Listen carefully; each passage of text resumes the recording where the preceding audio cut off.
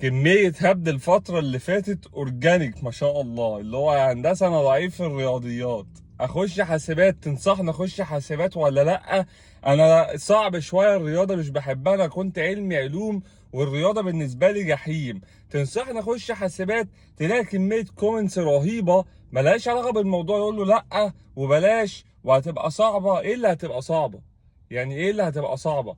البرمجة ملهاش علاقة بالرياضه اللي هو الماث، بتكلم على مش الرياضه اللي هو هتجري وكده، لا، الرياضيات اللي هي الماث، فانت دي ملهاش علاقه بدي. لو انت عندك كسور معينه فانت هتجيبها وانت شغال في الكليه، يعني لو في ماده ليها علاقه بالماث فانت هتذاكرها وانت في الكليه، انما تبقى داخل اينشتاين، يعني عايز تبقى اينشتاين في الرياضه، لا مش محتاج تبقى اينشتاين في الرياضه.